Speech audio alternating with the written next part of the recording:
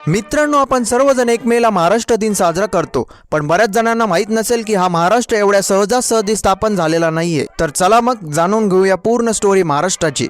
तर मित्रांनो, ब्रिटिश काळात भारतातली राज्य भाषेनुसार नव्हती, तर प्रशासनासाठी बनवली होती.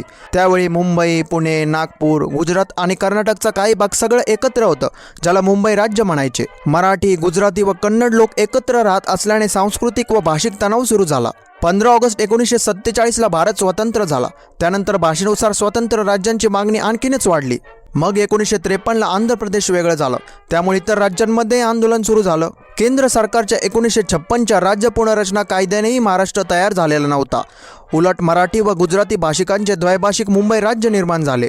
मग लोक पेटले व सुरू झाली संयुक्त महाराष्ट्र चळवळ, जिची मागणी एकच होती: मुंबईचा संयुक्त महाराष्ट्र. या चळवळीत श्रीपाद डांगे, यशवंतराव चव्हाण, नामदार जोशी व प्रल्हाद अत्रेंनी नेतृत्व केलं. कामगार, शेतकरी, लेखक व कलाकार सगळेच पेटून उठले. लाखोंच्या संख्येने मोर्चे निघाले. काही लोकांना मुंबई मुद्दामून वेगळी ठेवायची होती, कारण ती आर्थिकदृष्ट्या खूप मजबूत होती. त्यासाठी वेगवेगळे प्रयत्न सुद्धा झाले. मग महाराष्ट्राला एक मोठा धक्का बसला. 21 नोव्हेंबर 1955ला मुख्यमंत्री मोरारजी देसाईंनी आंदोलकांवर गोळीबार करायला लावला. या अमानुष गोळीबारात 106 लोक शहीद झाले, ज्यांचे स्मारक आजही मुंबईला हुतात्मा चौकात आहे. या घटनेचा निषेध म्हणून भारताचे अर्थमंत्री चिंतामणराव देशमुखांनी आपल्या पदाचा राजीनामा दिला.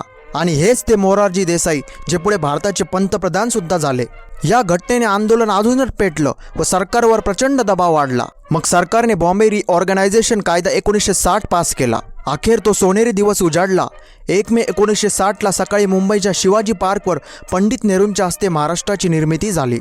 मुंबई महाराष्ट्राची राजधानी बनली. यासोबतच कच्छसह गुजरात राज्य सुद्धा स्थापन झाले. यशवंतराव चव्हाण महाराष्ट्राचे पहिले मुख्यमंत्री बनले.